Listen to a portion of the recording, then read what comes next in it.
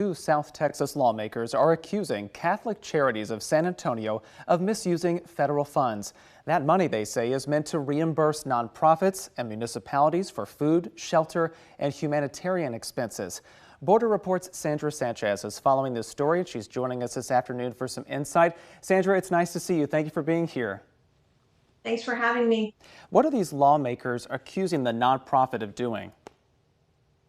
Right. Congressman Henry Cuellar, who is the ranking member on the House Appropriations Homeland Security Subcommittee, says that this funding, these FEMA shelter and funds, were never intended to be used for long-term transportation. He started getting these funds through Congress back in fiscal year 2015. The program has changed names and changed over the years, but the bottom line is it was designed to provide reimbursement to municipalities and nonprofits that assist asylum seekers, give humanitarian care for those who come over the border.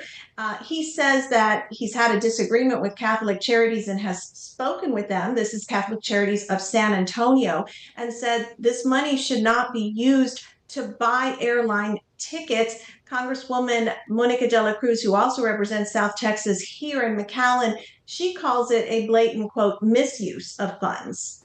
Well, what did Catholic Charities of San Antonio have to say about these allegations being made against them? Right. I went to San Antonio.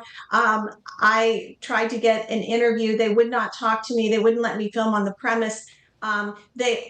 They also have repeatedly not commented to me despite emails and phone calls. They did send a statement that basically said they were approved for a new tranche of this FEMA funds for $10.8 million, and that this money would be very necessary to continue their mission of helping those who cross the border and who are in need.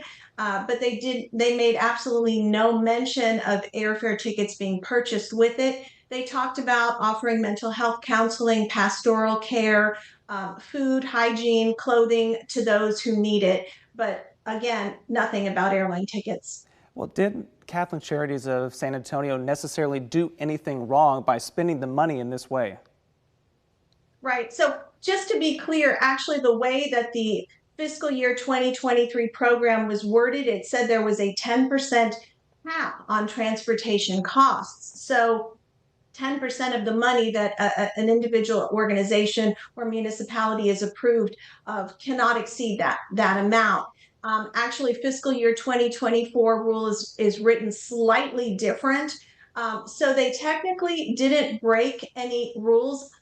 But for a little perspective, I spoke to Sister Norma Pimentel of Catholic Charities Rio Grande Valley. She said she chooses not to use that money for transportation costs because it doesn't look right. It sets a bad example. Of course, everyone in the nonprofit industry and the humanitarian industry has told me there are exceptions. For instance, an 8-month pregnant woman traveling with a child who's disabled or in a wheelchair. Sister Norma and everyone has said to me, those are cases that on an individual basis we will consider and, try to find transportation for them. Maybe they can't get on a bus, so we might help them with some airfare in those cases.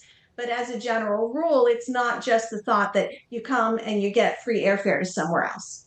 All right. Well, thank you so much for that perspective and your reporting. Border Report's Sandra Sanchez, thanks for being here again.